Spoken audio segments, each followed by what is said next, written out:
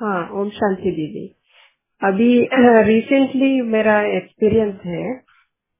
मैं फील कर रही हूँ कि कभी कभी क्या होता है, जैसे मेरे अंदर कोई चेंजेस आना चाहिए या दूसरे के अंदर कुछ चेंजेस आना चाहिए, ये नेचर बोलने की कोशिश करता रहता है कैसे भी, मगर हम वो समझ नहीं पाते हैं ना। तब क्या होता है, वो किसी के जैसे हमारे पास ही जो रहते हैं उनमें वो शक्ति भर के वो कुछ ऐसा बोल देता है, हमको वो हर्ट हो जाता है। या मैं कुछ बोल देती हूँ दूसरों को, वो हर्ट हो जाता है, मगर वो रीजन करेक्ट रहता है। फिर बाद में मैं सोचती हूँ ये मैंने क्यों बोला, ऐसे मैं तो ऐसे नहीं बोलती, ऐसा लगता है। तो ये लगता है ये हमको सिखाने के लिए या दूसरों को सिखाने के लिए एक जरिया होता है। Yes yes, very true. बहुत अच्छा बताया सौम्या बहन ने कि बहुत बार कहीं न कहीं कर्मों का हिसाब किताब जब इंसानों के साथ होता है, कोई न कोई निमित्त बन जाता है। कभी कभी हम भी निमित्त बनते हैं किसी का कर्मों का हिसाब सेटल करने के लिए, एंड बाद में हम खुद भी सोचते हैं कि मैंने तो कभी इसके लिए मन में ऐसे सोचा भी नहीं था, क्यों आज ऐसे मुंह से निकल गया।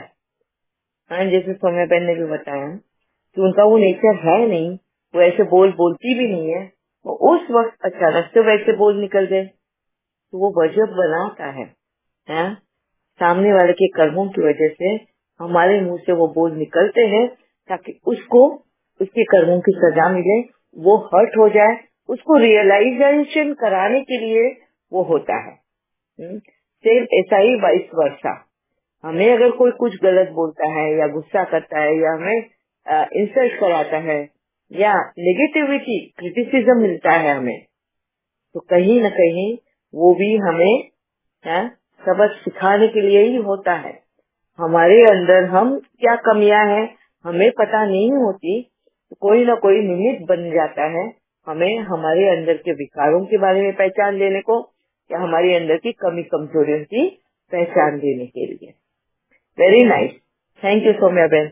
ये है इंसान का इंसानों के साथ के कर्माश। Very nice, thank you Soumya बहन। या अंजना बहन।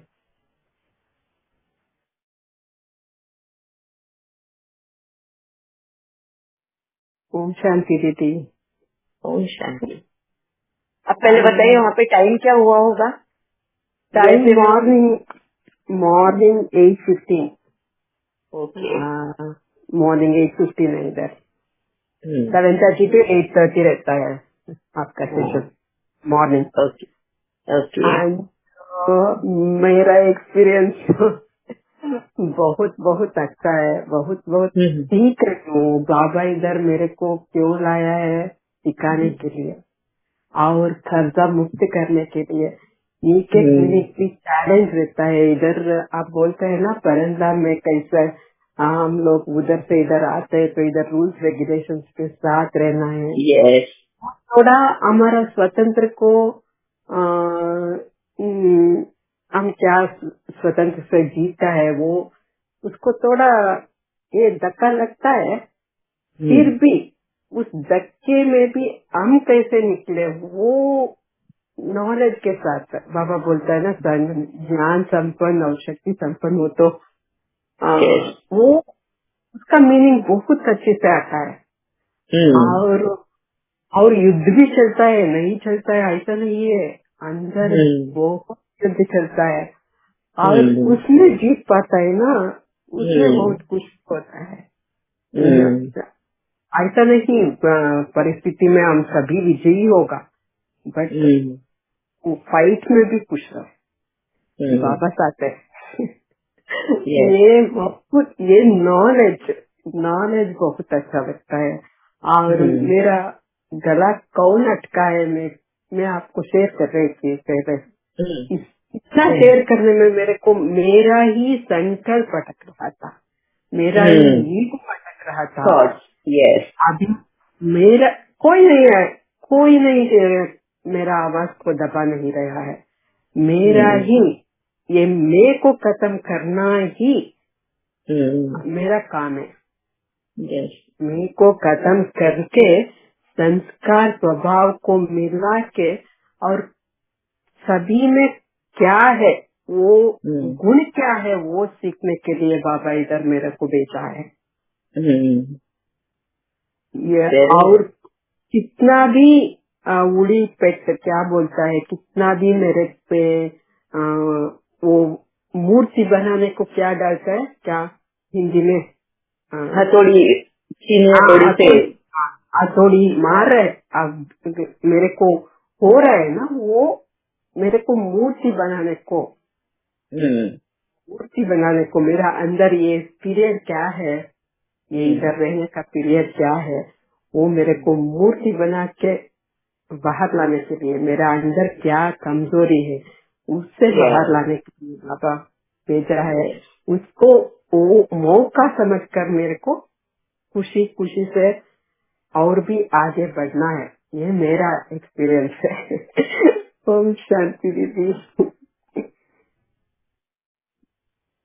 वंडरफुल, थैंक यू अंजना बहन फॉर शेयरिंग। तो बहुत अच्छा आपने एक्सपीरियंस शेयर किया। आपने मुझे पर्सनल में भी बताया था ये बात कि उनको वो जब यूएसए गए वहाँ पे, तो उनको ऐसे लग रहा था जैसे उनके हाथ से ना सब कुछ छीन लिया है, उनको किसी ने कैद करके रख दिया है वहाँ पे। वो बहुत ही मतलब होना था वो, क्योंकि अभी तक वो कभी अपने बैंगलोर से अलग जाके कभी रहे नहीं। उनका कंफर्ट जोन है बैंगलोर, जहाँ पे वो पले बड़े, उनका पूरा जीवन वहाँ पे गया, तो उनके हाथ, उनकी सत्ता, उनका होल्ड है वहाँ पे, उनकी पावर है वहाँ पे। राइट फ्रॉम स्क्रैच से उन्होंने बैंगलोर में सब कुछ किया हुआ है, तो उन्हें सब कुछ पता है वहाँ का। मगर अब जहाँ उनका कर्मों का हिसाब किताब शुरू हुआ, जो बच गया था वो है अमेरिका, यूएसए में। उनका बेटा वहाँ गया एंड बेटे के पीछे वो भी वहाँ गए। वहाँ जाने के बाद में उन्हें पता चला कि बाबा हमें किन बातों के बारे में सिखाना चाहता है। डिसिप्लिन में रहना मतलब क्या है, डिसिप्लिन में रहने का मतलब क्या है, कि वहाँ का डिसिप्लिन क्या है। जैसे हम परम धाम से जब इस धरती पर आते हैं तो यहाँ की अपनी एक मर्यादा है, एंड एक आत्मा को यहाँ की मर्यादा के हिसाब से रहना होता है। जब हम वो मर्यादाएं तोड़ते हैं ना, तब जाके हम विकारों में आते हैं, एंड वो उसका दुख, उसका दर्द हमें महसूस होता है। एंड सेम अंजना बेन वैसा ही वहाँ पर महसूस कर रही थी। ऐसे समझ लो वो परम धाम, बैंगलोर जो है उनका परम धाम है, क्योंकि उनका होल्ड था वहाँ पर, उनका कंफर्ट जोन। तो वहाँ से निकल के वो दूसरी कंट्री में गई, तो वहाँ के रूल्स रेगुलेशन, वहाँ का डिसिप्लिन उनको फॉलो करना है, जो टोटली अलग है। एंड उसके साथ में उनकी लड़ाई चल रही थी। एंड उस वक्त उनको समझ में आया कि बाबा हमें क्या सिखाना चाहता है। पर ये बहुत अच्छा कि बाबा ने उनको यहाँ पर ही इतना नॉलेज दे दिया, इतना ज्ञान दे दिया, एंड उन्हें प्रैक्टिकल यूज करने के लिए वहाँ लेकर गए। एंड वो बहुत अच्छे से उधर प्रैक्टिकल में यूज कर रहे उस नॉलेज को, एंड वहाँ की डिसिप्लिन, वहाँ के रूल्स रेगुलेशंस को वहाँ अच्छे से मिलन कर रहे हैं अपने अपने संस्कारों का एंड वहाँ के रीति रिवाजों का। बहुत अच्छे से संस्कार मिलन हो रहा है एंड वंडरफुल उनका जीवन चल रहा है। तो thank you Anjana Ben for sharing, it was very wonderful. या आपका बाबा का मैंने आपको बहुत सारी बहुत बातें बताई। हाँ या दीदी, आपका बाबा का बहुत बहुत शुक्रिया। और एक बात है, हमको बाबा मिलने के बाद ये नेचर के सिवा कौन भी उतना वंडर नहीं लगता। इसलिए मेरा बेटा शेयर कर रहा था, कुछ भी देखा तो क्यों आपको वंडर लगता है, मेरे को ये दिखाना है वो दिखाना है। वो हमको बाबा के बिना कुछ भी वंडर नहीं दिखता। और पोचा को, हमारा ग्रैंड डॉटर को देखा तो वो हमारे लिए वंडर है। वो बाबा, वो भगवान का और वो प्रकृति का ये है ना, वो ज्यादा वंडर है। हमारे का। Yes. वो एक्सपीरियंस इधर क्यों लाया, वो ग्रैंड डॉटर को वो खींच कर लाया, ऐसे समझ में आता है।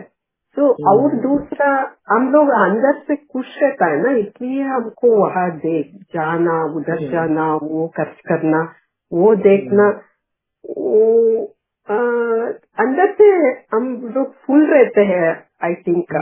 वो मेरे को थोड़ा आप भी समझाना है क्यों उतना कुछ नहीं होता। मेरे को हम लोग को खुश होने को कहीं जाना नहीं, ऐसा समझ में आता है मेरे को। हम लोग फुल है क्या, वो और भी मेरे को चिंतन करके बता देती हूँ, शेयर करती हूँ बाद में। नहीं तो आपको मेरा फीलिंग समझ में आया तो आप शेयर करो ना। मेरे को ऐसा लगता है क्यों आया इधर, क्या क्या देखने आया, वैसा वो भी मैं नेक्स्ट टाइम शेयर करती हूँ वो। थैंक यू दीदी। Thank you Anjana ma'am, thank you.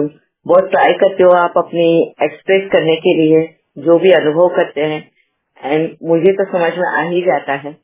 तो थैंक्स बाबा को कि मेरे को उतना वो नॉलेज दिया है। सबकी अंदर के वो जो एहसास है उनको समझ पाऊँ मैं एक्यूरेटली समझ पाती हूँ कि नहीं, इसके लिए मैं शेयर करती हूँ ऑफिस से। एंड आप वही कहना चाहते हो या नहीं, ये पूछ भी लेती हूँ। तो अंजना बहन, मैंने भी आपको एक वॉइस मैसेज भेजा था इसी के रिगार्डिंग कि थोड़े ही दिन पहले मुझे भी एक एहसास हुआ था इसी बात का। मेरा भी बेटा आयरलैंड गया है आगे की पढ़ाई के लिए, एंड हो सकता है कि वो वहां पर सेटल हो जाए। एंड मुझे बस एक एहसास हुआ ऐसे कि अगर वो वहां पर सेटल होता है एंड फिर मुझे अगर वहां पर जाना रहा, तो एक पल के लिए मैंने सोचा कि मैं अगर वहां जाती हूँ तो मुझे कैसे लगेगा। जस्ट इमेजिन कर रही थी, और मुझे ऐसा एहसास हुआ कि जैसे मैं वहां पर गेस्ट बनकर जाऊंगी। एक अपना घर, मेरा घर है, मेरा बेटा है, और मैं वहां पर रहने वाली हूँ हक के साथ में। वो एहसास मुझे हो ही नहीं रहा था। मैं जाऊंगी तो 2 महीने के लिए जाऊंगी, 3 महीने के लिए जाऊंगी, और फिर से रिटर्न आ जाऊंगी। आई गो एज अ गेस्ट, एक मेहमान की तरह जाऊंगी। एंड वो चीज मुझे खल रही थी, और मैं ये बाबा को पूछ रही थी कि बाबा ऐसे क्यों मुझे वो एहसास हुआ। फिर मैंने अपने बेटे के साथ में भी वो शेयर किया कि मैं अभी जब भी जाऊंगी ना, मैं वो अथॉरिटी के साथ नहीं, तेरे साथ में रह पाऊंगी। अगर तू वहां पर सेटल हुआ तो मैं एक वो गेस्ट की तरह ही रहूंगी। मगर मुझे ऐसा क्यों लग रहा है ये पता नहीं। मेरे बेटे ने तो मुझे बहुत ये दिलाया है कि मम्मी वो घर तेरा ही रहने वाला है, तू ही मुझे भेज रही, तू तेरे को ही उधर आना है, तेरा ही सब कुछ रहने वाला है, तो तू ऐसे गेस्ट के हिसाब से क्यों सोच रही है। बट मुझे उसका आंसर ही नहीं मिल रहा था कि मेरे को ऐसा एहसास क्यों हो रहा था। जो अंजना बेन को भी आज वही एहसास हो रहा है, एंड इसलिए वहाँ पे सब कुछ होकर भी उनको वो सुख नहीं है। जो एक आनंद की अनुभूति होनी चाहिए, एक सुख का अनुभव होना चाहिए, वो अनुभव नहीं हो रहा है। एंड इसके लिए उनको वो क्वेश्चन होता है कि बाबा ने उनको वहाँ पर भेजा ही क्यों है, क्या है उनका काम। एंड मुझे भी ये यहाँ पर बैठे अभी ही वो अनुभव एहसास हो रहा था। फिर जब मैंने बाबा को पूछा ये बात को लेकर, तो बाबा ने ही मुझे मेरे से ही निकलवाया वो बात कि कहीं पे भी अगर आप देखोगे, आप सभी लोग उससे जाते हो कि जब हम खुद स्क्रैच से जब कोई चीज हम करते हैं ना, एकदम स्क्रैच से क्या बोलते हैं उसको हिंदी में, शुरू से जब हम कोई चीज करते हैं ना, तो उसको हम एक बिलोंगिंग रहता है हमारा उसके साथ में, एक अपना एक रिस्पॉन्सिबिलिटी रहता है, एक अपना अथॉरिटी राइट ऐसा समझते हैं। जैसे एक एग्जांपल देती हूँ कि अगर मुझे कोई घर खरीदना है तो राइट शादी हुई तब से हम पैसा जमा करते हैं, एंड पैसा जमा करने के बाद में कुछ सालों बाद हम घर खरीदते हैं। उस घर की एक एक चीज को, एक एक कोने को हम सजाते हैं, तो वो हमारी एक अथॉरिटी हो जाती है, हमारा एक राइट हो जाता है, एक रिस्पॉन्सिबिलिटी हो जाती है, सब कुछ होता है हमारा उसके अंदर। एंड हम एक हक के साथ में वहां पर रहते हैं। तो वो जो है चीज, वो मैं जब वहां जाऊंगी बेटे के पास, तो वहां पर तो मैंने कुछ भी योगदान नहीं दिया है ना। स्क्रैच से तो मेरा बेटा कर रहा है वहां पर, स्क्रैच से वो कमाई करने वाला है, वो एजुकेट हो रहा है, वो कमाई करेगा, वो घर लेगा, मैं तो मेहमान की तरह ही जाऊंगी। तो वो जो एहसास है कि मैं कहीं पे भी मेरा योगदान उसके लाइफ को सेटल करने के लिए नहीं होगा, एंड ये वो वजह है जहाँ मुझे ऐसा महसूस हो रहा था कि मैं तो गेस्ट की तरह रहूंगी वहां पर। एंड इस वजह से वो मुझे थोड़ा रेस्टलेस कर रहा था, वो सुकून नहीं मिल रहा था। जब बाबा ने मुझे वो बताया तो फिर मैंने कहा कि फिर बाबा इसका सॉल्यूशन क्या है कि मुझे इस तरह से वो फीलिंग नहीं आए, मैं भी एक रस होकर उनके साथ रहूं। अगर कल को उसकी शादी भी हो जाती है तो उसके फैमिली के साथ में एक रस बनकर रहूं, एक अपनापन बनकर रहूं, तो क्या होगा, वो किस तरह से मुझे अभी से वो स्टेप लेना है उसके लिए। I think so Bhavna ben is also want to share with this before I answer, let her do it. या भावना बहन? सोमदा को थोड़ा सा अपना अनुभव भी ऐसा था। हम दुबई में थे, 19 साल वहाँ थी, लेकिन वहाँ कभी भी ऐसा नहीं लगा कि ये मेरी अपनी जगह है, ये मेरा घर है। ऐसे ही लगता था कि यहाँ हम आए हैं, गेस्ट आए हैं, वापस जाना है करके। वो मुझे ऐसे लगता है कि एक सेंस ऑफ बिलोंगिंगनेस नहीं है, because we belong to this place. और यहाँ पर हमारे सब लोग हैं ना अपने, हालांकि वहाँ भी बहुत इतना अच्छा फ्रेंड सर्कल था, इतना हमारा सोशलाइजेशन था जो यहाँ भी नहीं है। और facilities standard of life was much better there. फिर भी एक सुकून है जो यहाँ पर है, वहाँ नहीं है। इवन सेम विद ऑस्ट्रेलिया, कभी मुकुल के साथ भी बात होती है तो मैं यही बोलती हूँ, या will come and go, we will not come and stay there, will come and go. तो ऐसे ही लगता है वो बिलोंगिंगनेस की सेंस हमको यही होती है जहाँ हम पैदा हुए हैं, पले बड़े हैं, जहाँ हमारे अपने हैं। That's what I feel. बाकी आप बताएं बाबा ने क्या कहा। नहीं, बाबा ने तो मुझे सॉल्यूशन अलग ही दिया है। बाबा ने ये कहा, जैसे मैंने कहा ना कि जहाँ पर हम स्क्रैच से कुछ करते हैं, अभी जैसे भावना बहन का दुबई का एक्सपीरियंस वैसा रहा, मेरा जो दुबई का एक्सपीरियंस वैसा रहा कि वहाँ पर भी जैसे हम शादी होते ही गए थे वहाँ पे, within 2 years we left, we went there, तो almost 22 years of our life हमने वहाँ पे बिताया है। तो वहाँ की बिलोंगिंगनेस, वहाँ की अपनापन, वो सब मुझे वहाँ पर मिला है, रहा भी है। एक अथॉरिटी के साथ में मैं वहाँ रही है, वहाँ के रूल्स रेगुलेशन सब कुछ फॉलो करते हुए एक अपनापन में मुझे वहाँ पे भी लगा। मेरा लाइफ का हाफ ऑफ द पार्ट वहाँ पर बीता है, तो मुझे उसमें कोई परायापन नहीं लगा। कभी यहाँ पर मैं 1 महीने की छुट्टी के लिए आती थी, मगर साल के 11 महीने तो मैं उधर ही बिताती थी। तो वो बिलोंगिंगनेस मेरे को वहाँ दुबई में भी वैसा ही लगा, मगर वहाँ पे ही मुझे आज वो एहसास होता है कि मेरी जब मदर इन लॉ आती थी ना, उसको वो एहसास नहीं होता था। वो आती थी 1 महीना 2 महीना, एंड फिर वो कहती थी कि अब मुझे जाना है मेरे घर पे फिर से। और मैंने ऐसा कभी नहीं कहा कि मुझे जाना है मेरे घर पे फिर से, मतलब मेरे को इंडिया में रहना नहीं। तो वो बिलोंगिंगनेस मुझे दुबई में भी थी, बस सेम बिलोंगिंगनेस कि वो फील होना है। अब मैं अगर जाऊँ आयरलैंड में, चलो बेटे की शादी से पहले ही मैं जाऊँ और वहाँ पे सेटल हो जाऊँ, क्या मुझे वो फील आएगी? तो वो मैं फील शेयर कर रही थी बाबा के साथ में। एंड तब बाबा ने कहा कि शायद तुझे इसलिए नहीं आ रही है क्योंकि कहीं ना कहीं तुझे वो मेहनत करने की आदत है, जो सेम मैंने अंजना बहन में भी देखा कि राइट स्क्रैच से, जैसे उनकी बैंगलोर में उनका खुद का शॉप था, वो शॉप भी संभालती थी, घर भी संभालती थी, पूरे परिवार को संभालती थी, घर में भी करना, शॉप में भी करना, अपने आप को बिजी रखा है। वो एक अथॉरिटी, एक राइट के साथ सब करती थी। मगर जो वहां पर गए तो उसको वो करूँ या नहीं करूँ कंफ्यूजन है। मैं अगर ये करूँ तो क्या बेटे बहू को पसंद आएगा, क्या उनके बजट में ये चीजें बैठेंगी?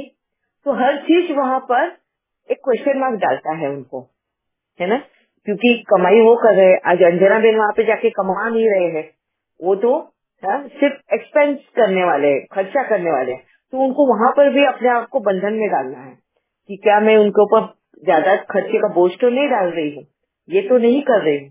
तो कहीं ना कहीं वो एक राइट बोलते हैं, एक अथॉरिटी बोलते हैं ना, वो नहीं है। और इस वजह से वो एक आनंद बोलते हैं, एक सुकून बोलते हैं ना, वो नहीं है। कहीं उनको ऐसा लगता है कहीं मैं उनके ऊपर बोझा तो नहीं बना दूंगी, हाँ, कहीं उनके ऊपर बर्डन तो नहीं लेकर आऊंगी मैं, वो एक हो जाता है। एंड सेम अंजना बेन जब शेयर किया मुझे, उसके एक महीने पहले ही ये सारा चीज मेरे को महसूस हुआ था।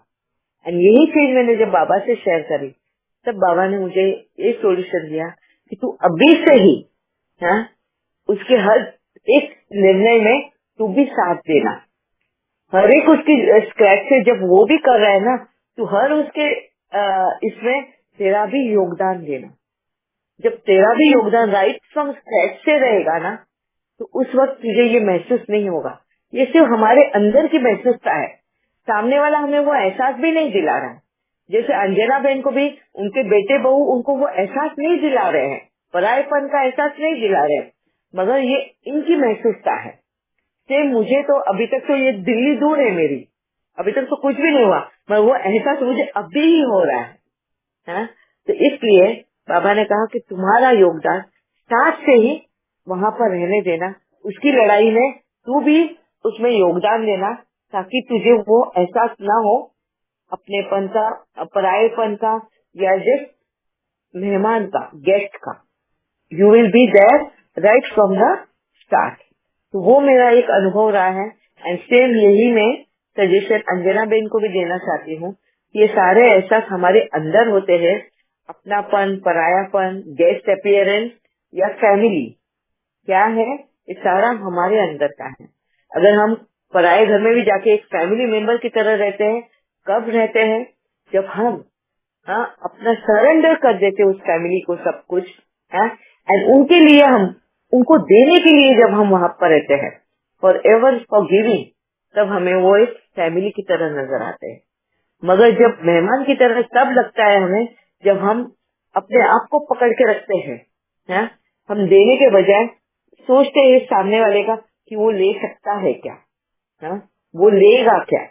जब ये क्वेश्चन करके हम देने की कोशिश करते हैं ना, जजमेंट करते हैं, जज करते हैं, तब हमें वो परायापन लगता है। और फिर वो सुकून, वो खुशी, वो आनंद का एहसास नहीं होता। दिस इज व्हाट मैंने भी अंदर से महसूस किया, एंड आपके लिए भी वही सजेशन है। आई होप अंजना बेन आपको समझ में आया होगा। आप इंट्रोस्पेक्शन करना। या दीदी, और भी एड ऑन हुआ आज आपका एक्सप्लेनेशन मेरे को। थैंक यू दीदी। Time is limited. Thank you दीदी। यस, वक्त भी हो गया है। यस भावना बहन। नहीं दीदी, वो पहले से ही हैंड रेज कर रहे हैं। ओके ओके, चलो फिर आज वक्त हो गया है। अभी कल तो छुट्टी है, दशहरा भी है, गांधी जयंती भी है। एंड फ्राइडे का मैं बताऊंगी मेरा सोच के ऊपर गला कैसा है मेरा।